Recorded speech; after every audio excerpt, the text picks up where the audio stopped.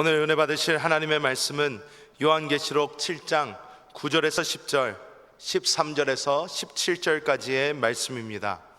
우리 다 같이 합독하시겠습니다.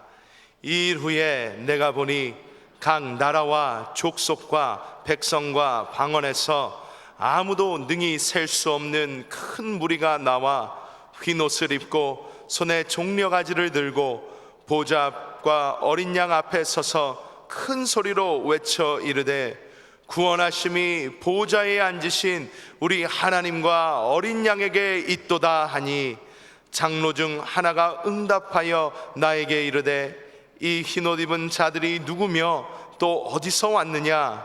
내가 말하기를 내 주여 당신이 아시나이다 하니, 그가 나에게 이르되 이는 큰 환난에서 나오는 자들인데 어린 양의 피에 그 옷을 씻어 희게 하였느니라.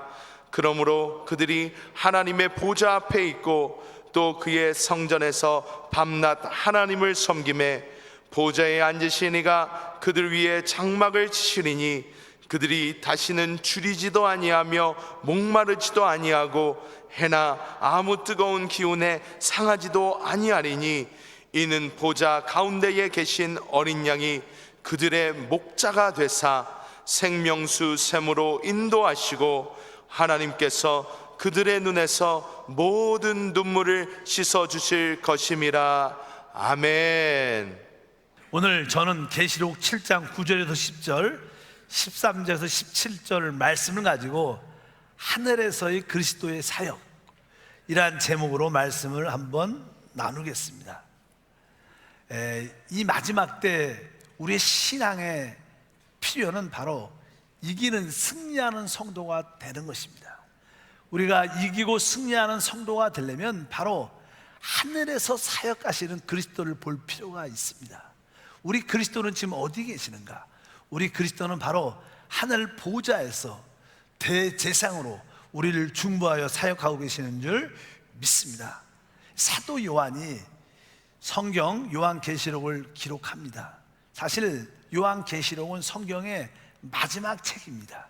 요한계시록을 통하여 하늘 보좌에서 사역하시는 그리스도의 사역을 기록하고 있고, 또 하나님의 그 목적이 완성되는 그 내용을 기록하고 있습니다. 우리가 이 계시록에 있는 말씀을 이해한다면 우리는 자연스럽게 승리하고 이기는 성도가 될 줄 믿습니다. 계시록은 참 중요하고 하늘의 승천에서의 사역을 말씀하고 있지만 그분의 사역이 주된 것이 요한계시록 1장, 2장, 3장에 보면 바로 특별히 교회에 대한 말씀이 기록되어 있습니다. 이 우리 하나님 안에서, 이 우주에서, 이 땅에서 가장 귀한 내용은 교회입니다. 왜냐하면 이 교회라는 것은 바로 하나님의 피로 사신 구속받은 하나님의 자녀, 하나님의 아들이기 때문입니다. 그래서 이 하나님의 마음은 이 땅에 교회에 관심이 있습니다. 대한민국이 축복받는 길이 무엇인가? 우리 교회가 회복되는 겁니다. 교회가 회복될 때 자연스럽게 이 땅에 살고 있는 우리를 통해서 대한민국도 축복을 받을 수밖에 없는 것을 기억하시기를 바랍니다. 그래서 계시록에는 첫 번째 교회에 대한 언급이 기록되어 있습니다. 우리 주님은 지금 하늘에서 특별히 교회 가운데 운행하시고 계시다. 이 사도 요한이 계시를 받을 때 그가 환상 가운데 뒤에서 나팔 소리 같은 소리가 들리죠. 빰빰빰빰, 이 주님의 음성이 들리기 시작. 그래서 그가 깜짝 놀라서 그 나팔 소리 나는 모습을 바라보려고 뒤를 이렇게 돌아보죠. 이렇게 뒤를 따락 돌아볼 때 하나의 그런 큰 환상이 보입니다. 그 내용이 이렇게 기록되어 있습니다. 우리 계시록 1장 12절과 13절, 16절 읽어보니까 몸을 돌이켜 나에게 말한 음성을 알아보려고 돌이킬 때 7 금촛대를 보았는데 촛대 사이에 인자 같은 이가 오른손에 7별이 있고, 이렇게 7별이 있고 이렇게 말씀합니다. 그가 그의 주님의 음성을 들으려고 돌아왔을 때 7 촛대를 보았고 그분의 오른손에 7별이 있다. 7 촛대, 7별, 한번 따라할까요? 7 촛대, 7별. 이것이 무엇인가를 알아야 계시록이 이해가 되죠. 그래서 그것을 설명하는데 특별히 계시록 1장 20절에 설명을 해주죠. 우리 주님께서 내가 본 것은 내 오른손에 7별의 비밀과 또 7금 촛대라. 7별은 7교회의 사자요, 7촛대는 7교회니라. 이렇게 말씀해서 우리 주님은 이 교회 안에 하나님의 사자를 7별로 교회마다 하나님의 사자를 오른손에 꽉 붙잡고 있고, 또 그 7금촛대는 7교회다 이렇게 말씀하면서 바로 이 교회 가운데 계시는 하나님을 설명하고 있는 거예요. 우리 하나님은 지금 교회 가운데서 운행하시고 우리 가운데 역사하십니다. 지금 우리가 하나님을 예배하려 모였을 때 주님이 우리 가운데 운행 역사하시는 줄 믿습니다. 그분이 어떤 모습으로 나타나셨는가? 교회 안에서 여기 오늘 보니까 1장 13절에 그분의 나타나신 모습을 보니까 촛대 사이에 인자 같은 이가 발에 끌리는 옷을 입고 가슴에 금띠를 띠고 이렇게 말씀합니다. 촛대 사이니까 아까 촛대가 교회니까 교회 사이에, 교회에 인자 같은 우리 그리스도죠. 예수 그리스도가 쫙 와 계시는데 그분이 발에 끌리는 옷을 입었다. 발에 끌리는, 이렇게 저도 이게 말씀을 전하기 위해서 이 제사장복 같은 것을 입었는데 이 가운을 입었는데 가운이 발에 끌려 길게 내려와 있는, 구약에 보면 제사장들이 입던 그 옷을 주님이 입었던 거야. 우리 주님은 지금 교회 안에서 대제사장으로서의 사역을 하고 있는 줄 믿습니다. 뭐 제사장의 사역은 바로 구속받은 하나님의 백성들을 지키고 축복하는 겁니다. 바로 우리를 축복하고 지키기 위해서 그분이 대제사장으로 사역을 하신다.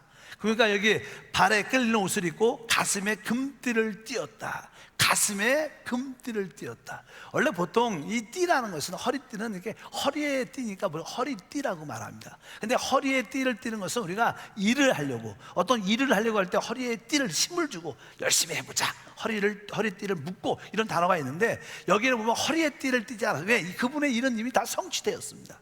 이미 십자가에서 모든 구속이 이루어졌고 이제 하나님은 충분히 그 일을 집행하시는 가운데 있는데 그분은 바로 그 띠를, 금띠를 가슴에 띄었다. 가슴에 띄었다는 거예요. 가슴이라는 것은 심장을 말하죠. 바로 그분은 바로 교회 안에서 사랑으로 우리를 돌보고 계셔요. 여러분들은 하나님의 큰 사랑을 받고 있습니다. 여러분들이 그것을 느끼든 않든 하나님의 사랑은 우리 가운데 이미 부어졌고 하나님의 사랑으로 여러분을 지키고 계시는 줄 믿습니다. 신앙에서 이 하나님의 사랑이 깨달아질 때 신앙에 역동적인 축복이 있습니다. 여러분, 우리 주님은 이 교회 안에서 하나님의 사랑으로 우리를 붙잡고 계시고 우리를 지키시고 돌보신다. 여러분 모두가 하나님의 사랑을 받고 있습니다. 이것이 믿어지면 크게 아멘. 이 사랑이 믿어지면요, 자유가 있고 기쁨이 있고 행복이 있어요. 사람들도 이 사랑을 느낄 때 기쁨과 에너지가 나오지 않습니까? 여러분에게 그러한 사랑을 느끼기를 축복합니다. 한편적으로 그분은 그렇게 말씀하지만 또 그 14절에 보면 그분의 눈을 봤죠. 사도 요한이 봤을 때 그분의 온 모습을 봤고 한편적으로 또 그분의 눈빛을 딱 보니까 이렇게 써 있습니다. 14절 보니까 그의 눈은 불꽃 같다. 불꽃이라는 것은 아주 눈이 아주 반짝반짝 해갖고 우리 사람의 깊은 곳까지 다 뚫어보는 눈입니다. 우리 주님의 눈은요, 우리의 깊은 곳을 다 뚫어보십니다. 그분이 한번 우리를 딱 주시하실 때 우리 안에 감춰있는 것이 다 어떻게 해요? 드러납니다. 우리가 사람은 속여도요, 혹시 내 자신은 속여도요, 하나님은 속일 수 없는 거예요. 믿으시면 아멘.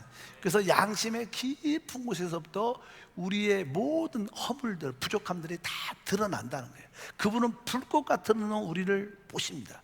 왜냐하면 하나님은 여러분을 변화시켜 하나님의 아들을 만드는 게 하나님의 뜻입니다. 그래서 여러분들은 거룩해져야 되는데 우리가 죄를 가지고 있고 우리가 육신적이고 세상적이고 통속적인 그런 요소가 우리 안에 많죠. 그런 것들을 다 주시하면서 그런 것들을 다 드러내셔서 그런 것을 없애주는 일을 하시는데, 또 그분의 발을 보니까 15절에 보니까 그의 발은 풀무불에 단련한 빛난 주석 같고, 풀무불은 모든 불순물을 제거하죠. 어떤 새들도 어떠한 철분이 있는 어떤 돌들과 섞인 것들도 이 풀무불에 들어가면, 또 금도 이렇게 여러 가지 혼합물로 된 이 금들도 이렇게 그 안에 들어가면 다 혼합물들이 다 떨어지고 순금, 정금이 되는 것처럼 여기 있는 바로 풀무불은 우리를 정결케 하고 모두를 태우고 심판합니다.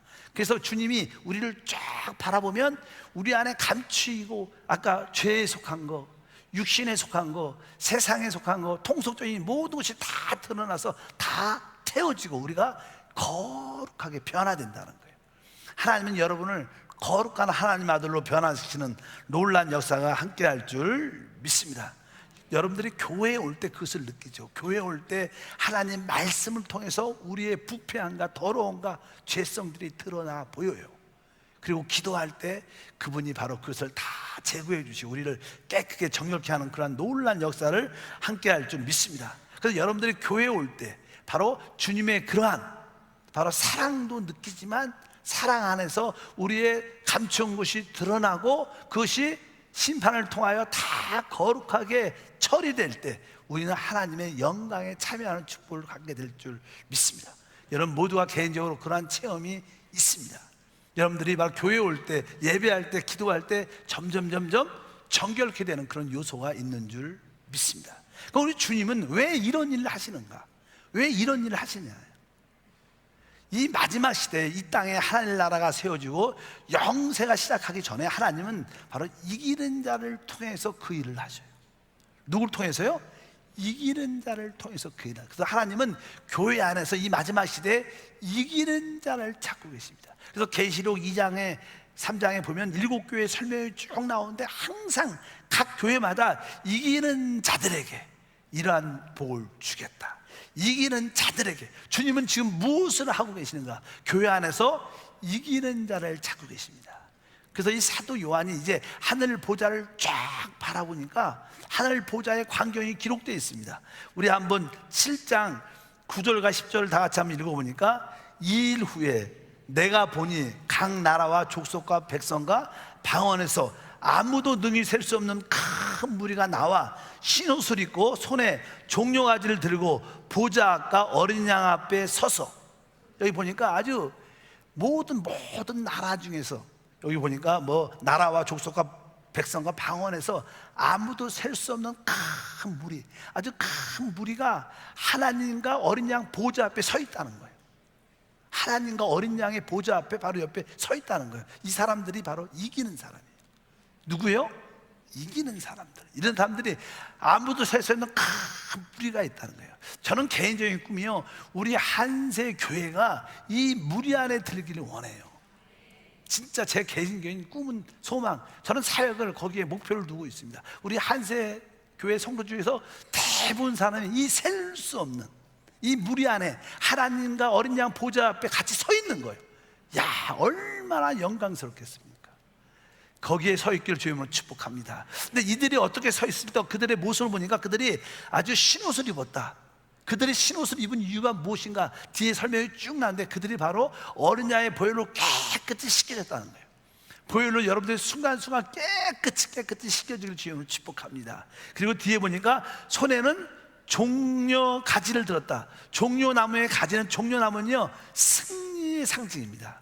우리 주님이 예루살렘에 입성할 때 많은 백성들이 종려나무 가지를 막 흔들고 호산나 호산나 호산나, 그분의 승리를 외쳤죠. 바로 이 종려나무는 승리랍니다. 그들이 바로 이 세상에서 모든 환난에서 승리를 하고 이긴 자들이 됐다는 거예요.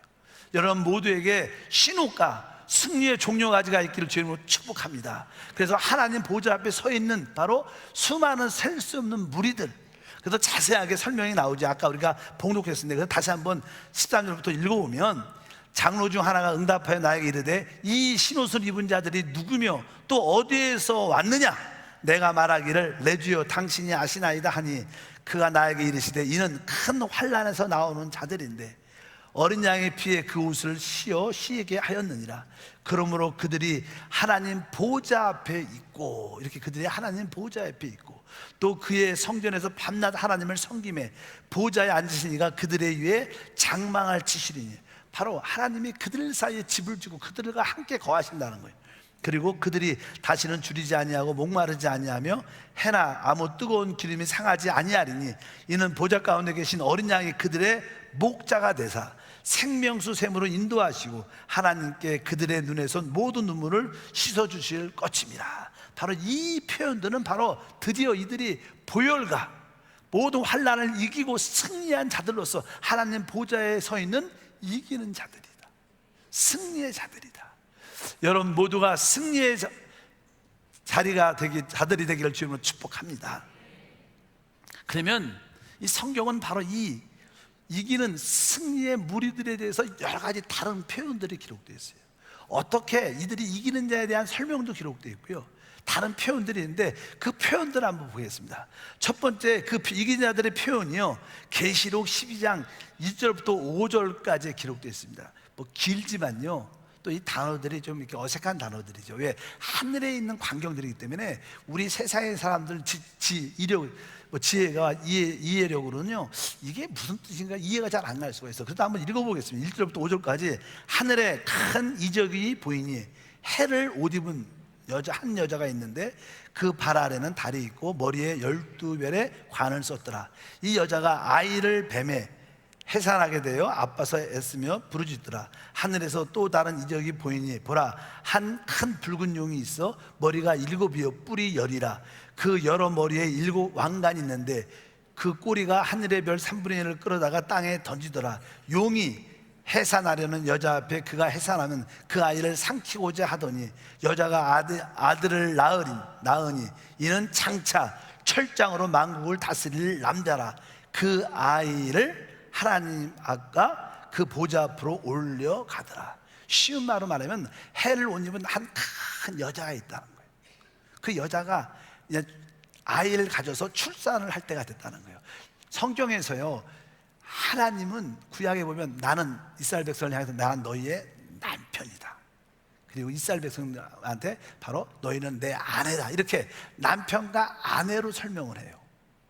또 우리 주님은 남자하고 여자로 설명합니다. 그러니까 이 여자는요, 이 신약 시대에도 교회를 말하는 교회. 이 교회는 영적인 어떤 아이를 임신하죠, 임신. 근데 그 아이를 낳는데 그 아이가 장차 철장으로 만국을 다스릴 자예요. 이 세상을 다스릴 이기는 자라는 거예요. 그러면서 그가 다스릴, 아까 5절에 보니까 여자가 아들을 낳으니 이는 장차 철장으로 만국을 다스릴 남자라. 그 아이를 하나님 아까 보좌 앞으로 올려가더라. 이 여기 보면 남자를 낳는데 그 아이가 하나님과 보좌 앞으로 올려간다는 거. 이 교회 안에는요, 특별히 모든 성도가 다 강하지 않습니다. 그렇잖아요. 모든 성도가 강하지 않아요. 교회 성도 중 안에서 이기는 자들은 강한 부분들이 있어요. 그들을 남자아이라 그래요. 사내 아이, 남자아이. 따라할까요? 남자아이. 그러니까 보통 일반적인 성도 중에서도 강한 성도들이 있어요. 믿음이 강하고 하나님을 기쁘게 하는 강한 성도가 있는데 그들은 앞으로 장차 철장으로 만국을 다스리 이기는 자가 된다는 거예요. 근데 사단은 바로 계속 그런 자들, 이기는 자가 못 되도록 역사한다는 거예요. 그러나 결국 바로 이 이기는 자들은 이겨서 결국 하나님 보좌 앞에 서게 될 것이다. 그래서 성경에서 이기는 자들을 뭐라고 표현하냐면 강한 부분을 상징하는 남자아이. 여러분은 영적으로 남자아이가 돼야 돼요. 강한 부분이 돼요. 교회 안에 약한 사람도 많지만 교회 안에 여러분들은 강한 사람이 돼요. 뭐 세상에 많은 교회가 있지만 우리 한세교회는 강한 교회가 돼요. 남자 교회가 돼요. 그래야 하나님 앞에 보좌 앞에 들려 올라간다는 거예요. 휴거되고 그 보좌 앞에서 하나님을 섬기는 축복이 함께 할 줄 믿습니다. 그래서 여러분들은 교회 안에서도 남자 강한 부분이 되기를 축복합니다. 여러분들은 여기도 성도님들이 많이 계신데 여러분들은 성도 중 사이에서도 나는 강한 자인가 아니면 난 약한 자인가, 나는 남자아이인가 여자아이인가 한번 좀 영적으로 진단해 보기를 바랍니다. 모두가 남자아이가 되길 바랍니다. 두 번째 계시록에 이제는 이기는 자들, 승리하는 자들을 어떻게 묘사하냐?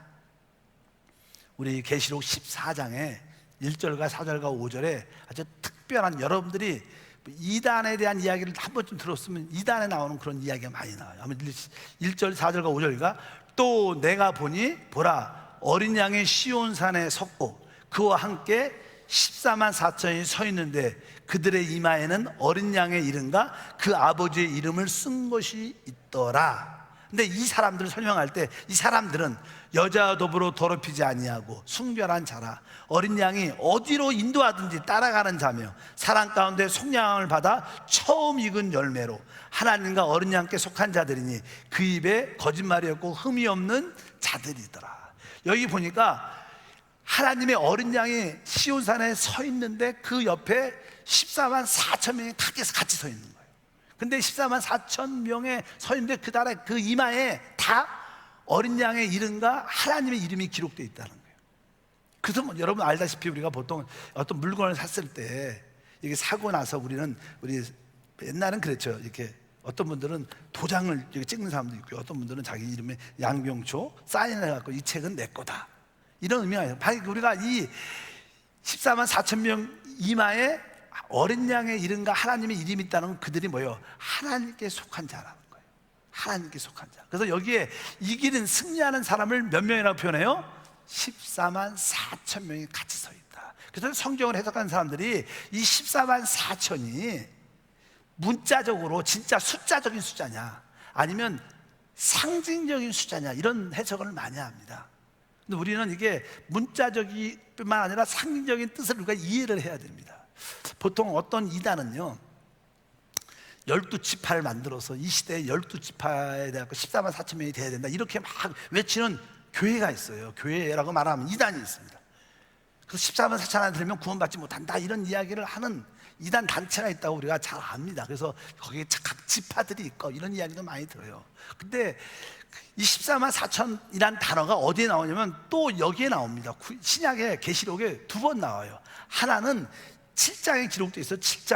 7장에 한번 읽어볼게요. 우리가 4절과 5절에 읽어보면 내가 인침을 받은 자의 수를 들으니 이스라엘 자손의 각 지파 중에서 인침을 받은 자들이 14만 4천이다, 여기 나오죠. 여기 보면 앞에 왔어요.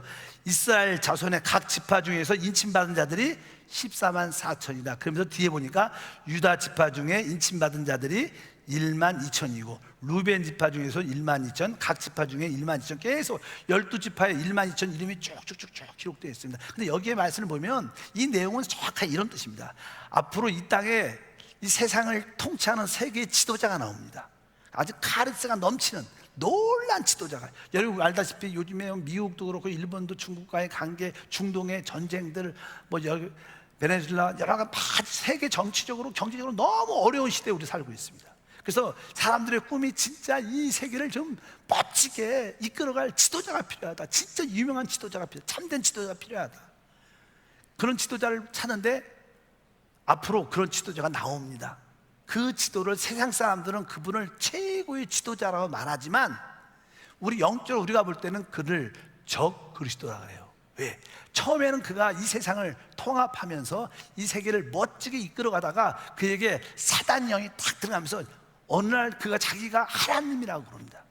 자기가 하나님이라고 그래요. 그래서 거기에 거짓 선자가 거기에 붙어갖고 이분이 진짜 하나님이다, 하나님이다, 하나님이다, 이분을 경배해야 된다 그러면서 이 짐승이라고 표현하는 성경 짐승, 이 짐승을 따라야 된다, 이 짐승의 우상에 절을 해야 된다, 이 짐승의 숫자 666표를 받아야 된다. 그것이 13장에 기록되어 있어요.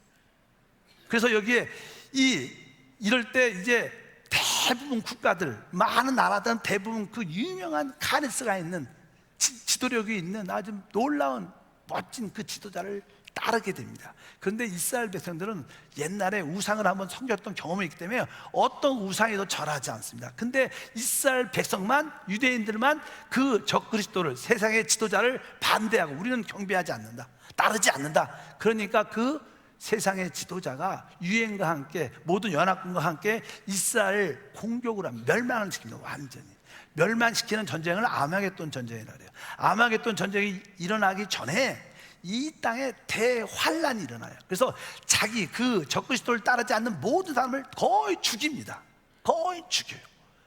그럴 때 그 짐승을, 그 우상에 경배하지 않고 666표를 받지 않는, 성경에 보면 어떤 666표를 받지 않으면 매매, 어떤 활동, 어떤 물건을 사고 팔 수 있는 그 매매 활동이 안 됩니다.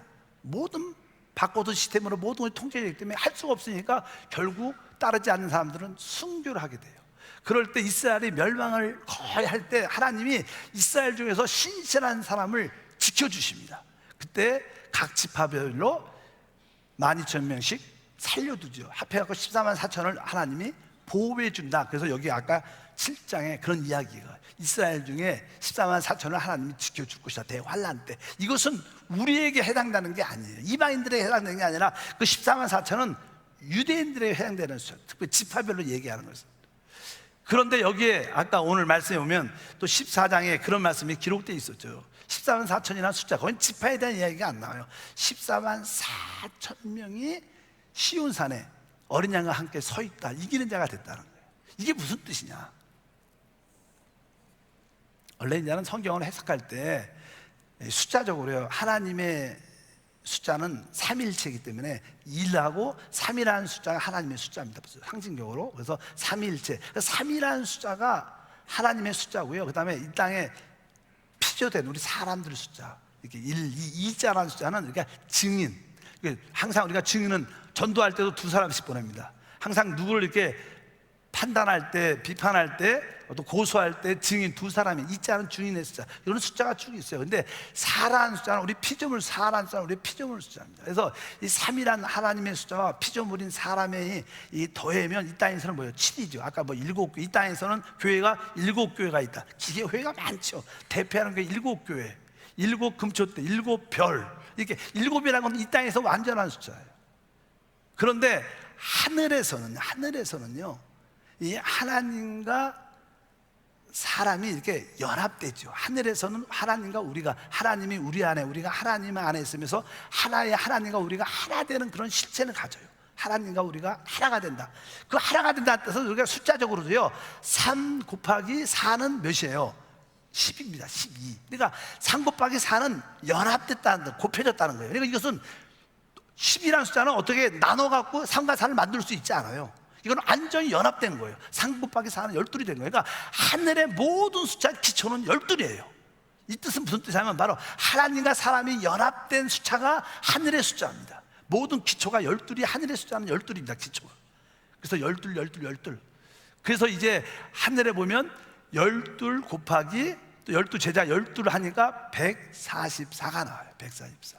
그리고 이 144가 가장 숫자 중에 많은 사람의 숫자가 1000이라는 숫자, 1천천, 천년, 천년왕국, 천년, 이런 천자는 뭐야? 충만하다는 뜻이에요. 그러니까 바로 144 곱하기 1000이 뭐예요? 14만 4천. 이게 무슨 14만 4천은요, 하나님과 연합된 자들, 하나님과 하나 된 자들, 우리가 많이 쓰는 단어, 주와 합한 자는 한 영이다. 주와 진짜 하나 된 자들, 이런 자들은 바로 14만 4천 명 안에 드는 거예요. 이건 상징적인 숫자죠. 어떻게 보면 바로 주님과 한 영이다. 이런 자들은 바로 곧 이기는 자고 승리하는 자라는 거예요. 여러분들이 영적으로 14만 4천 안에 들기 축복합니다. 그 뜻은 뭐예요? 내가 주님과 한 영, 난 주님이 내 안에 있고 나는 주님 안에 있습니다, 이렇게 확신하는 자들, 믿음 있는 사람들, 주님과 연합된 자들이 바로 승리한 자들, 이기는 자들이다.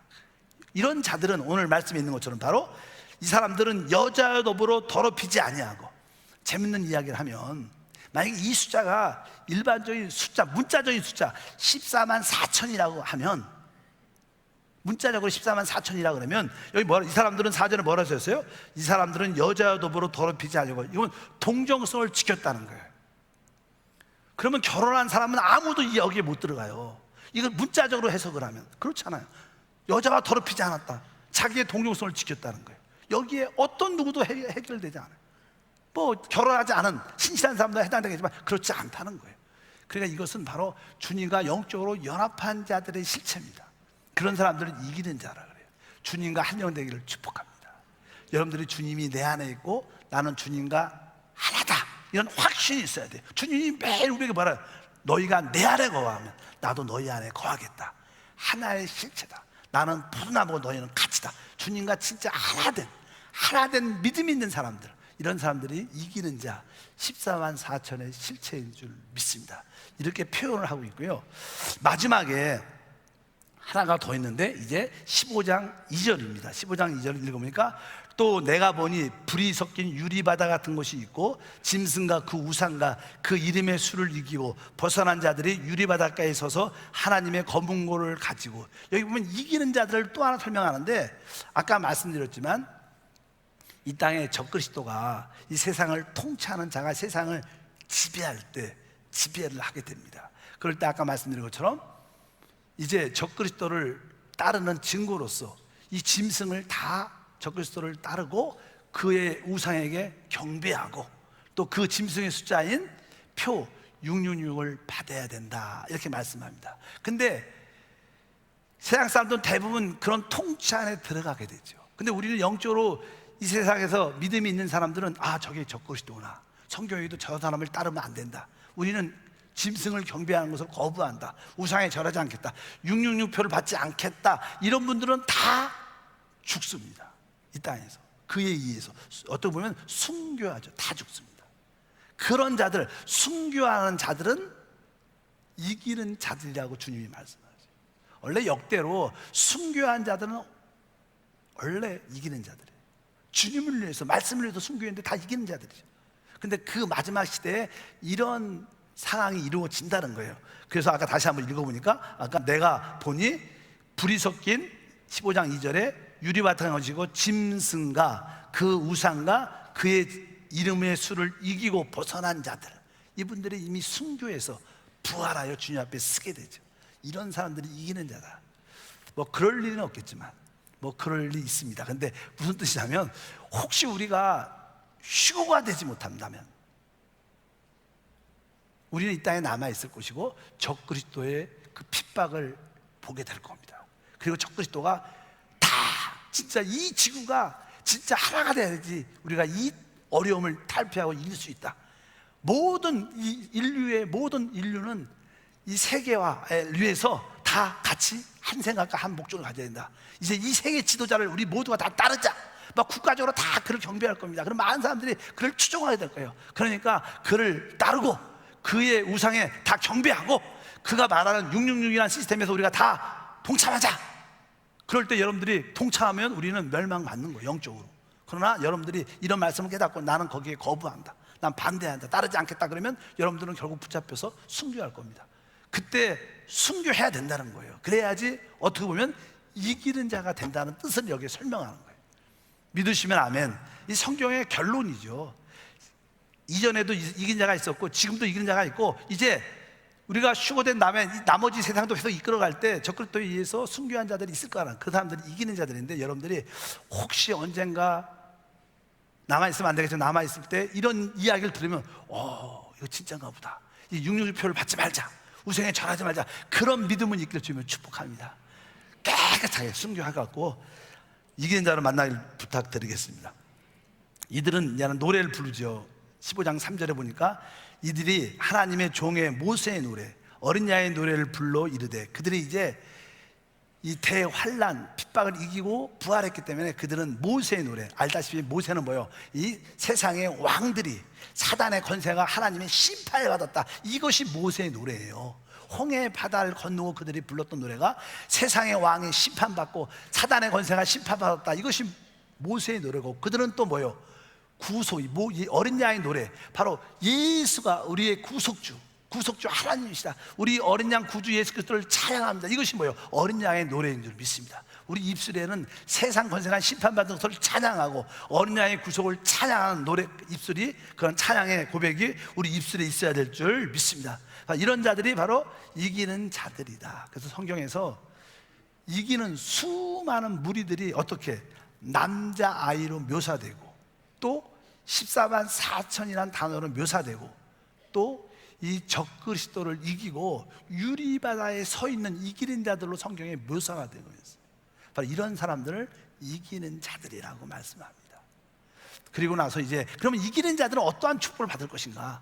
성경에 그냥 결론적으로 그들이 받는 축복을 말씀하면 계시록 19장 7절을 한번 읽어보니까, 우리가 즐거워하고 크게 기뻐하여 그에게 영광을 돌리세, 어린 양의 혼인 기약이 이르렀고 그의 아내가 자신을 준비하였으므로. 이것은 다른 것이 아니라 이기는 자들이 그리스도의 어린 양의 신부, 아내가 된다는 거예요. 여러분, 신부는 결혼하는 그날 신부고 그 다음부터는 아내입니다. 그러니까 바로 여기 보니까 이 이기는 자들이 그리스도의 신부이자 아내가 된다는 거예요. 여러분, 그리스도의 신부가 된다, 이게 무슨 뜻입니까? 그리스도의 아내가 된다, 그것은 뭐예요? 바로 그리스도의 최고의 사랑을 받는 거예요. 이 땅에서 살 때요, 보통 뭐 TV도 그렇고 모든 사람의 인생의 가장 중요한 테마가 사랑이에요. 사랑을 그렇게 받고 사랑받아야 행복한 거예요. 근데 우리는 뭐예요? 주님의 최고의 사랑을 받는 그리스도 신부가 된다는 거예요. 그리스도 신부가 되는 건 그 하나님의 끊을 수 없는 사랑을 최고로 체험하는 것입니다. 우리 안에 에너지, 인생의 살 의미, 기쁨이 나오는 게 뭡니까? 여러분들이 누군가 사랑을 받고 여러분들이 누군가를 사랑하면요, 최고의 에너지가 나와요. 그래서 하나님은 사랑이죠.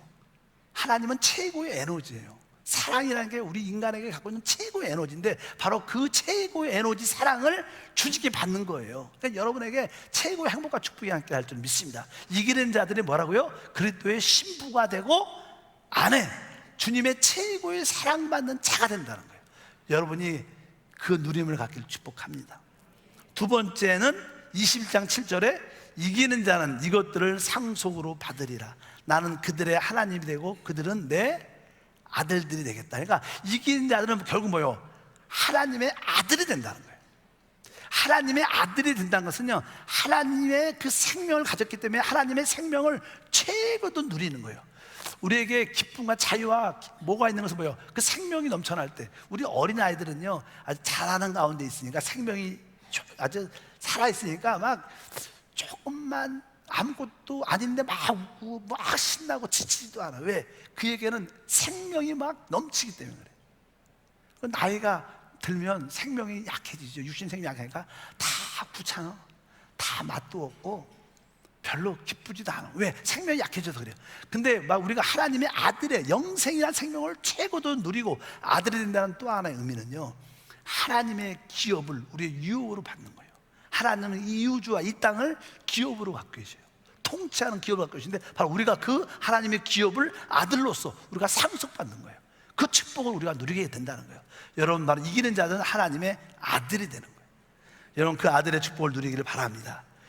그리고 나서 이제 마지막에 축복이 내용이 무엇이냐? 바로 우리가 그리스도와 함께 공동왕이 된다. 그래서 계시록 20장 6절 보면 6절, 이 첫째 부활에 참여한 자들이 복이 있나니. 한번 다시 한번 6절부터 읽으면, 이 첫째 부활에 참여한 자들이 복이 있고 거룩하도다. 둘째 사망이 그들을 다스릴 권세가 없고 도리어 그들이 하나님과 그리스도의 제사장이 되어 1000년 동안 그리스도와 더불어 왕노릇한다. 그러니까 이 첫째 부활에 참여한 이기는 자들은 첫째 부활에 참여하는, 첫째 부활은 첫째 부활은 최고의 부활이야. 최고의 부활. 부활도 종류가 많아요. 최고의 영광의 부활, 그건 뭐예요? 그리스도와 함께 1000년 동안 다음 시대에 1000년 동안 왕노릇하는 최고의 부활을 갖게 될 줄 믿습니다. 그것이 이기는 자들이 갖는 축복. 그래서 다음 시대는 우리에게 보상과 누림인 줄 믿습니다. 그리고 성경은 이제는 1000년 왕국이 다음 시대가 끝나면, 1000년 왕국이 끝나면 영세가 시작돼요. 영세. 영원한 시대에 우리가 어떠한 축복을 받게 되느냐, 그 설명이 기록되어 있어요. 영원한 시대의 축복은 22장, 계시록 22장까지인데 22장 3절과 5절 다 같이 읽겠습니다. 다시는 저주가 없으며 하나님과 그 어린 양의 보좌가 그 가운데 있으리니 그대의 종들이 그를 섬기며 그의 얼굴을 볼 터이요 그의 이름도 그들의 이마에 있으리라. 다시는 밤이 없겠고 등불과 햇빛이 쓸데없으니 이는 주 하나님이 그들에게 빛이십니다. 그들이 세세토록 왕노릇할 것이다. 여기서 그들은 바로 이기는 자를 말하죠. 이기는 자들은 뭐라고 써 있어요? 세세토록, 영원히 이 우주를 다스리는, 왕노릇하는, 이 땅을 다스리는 영원한 왕노릇하는 축복을 받게 돼. 이것이 바로 이기는 자들의 축복이에요. 하나님은 지금 교회 가운데 하늘 보좌에서 역사하시는데, 교회 안에서 무엇을 하시냐? 이기는 자를 찾고 계셔요. 이기는 자가 끝까지 될 수 있도록 지키시고 그들을 돌보신다는 거예요. 우리 신앙생활의 이 마지막 단계는요, 우리는 이미 구원 받았어요. 구원에는 전혀 문제가 없습니다. 우린 지옥하고 상관이 없습니다. 벗어났습니다. 영벌에서 벗어났어요. 그러나 우리는 하나님의 축복을 누리는 이기는 자가 돼. 축복을 마음껏 누리는 여러분 되길 주님으로 축복합니다. 보통 그냥 한국도 그렇지만 외국 대학들은, 미국에 있는 대학들은요, 대학을 이렇게 졸업할 때 그 학점이 되게 중요해요. 학점이 뭐 3.5, 4.0, 4.12, 4.4, 뭐 4.5는 있는지 모르겠지만, 그들이 학점, 대학교 생활에서 학점이, 한국은 그렇지 않지만 미국 같은 건 학점이 높을수록 그들은 합당한 직장이 보장되고 거기에 합당한 월급이 높아져요. 정확히 미래가 보장되는 거예요. 그래서 그들은 목숨 걸고 공부를 합니다. 여러분도 이 땅에 이기는 자로 점수를 매겨지는 거예요. 어떤 분은 3.0 이기는 자가 안 되겠지.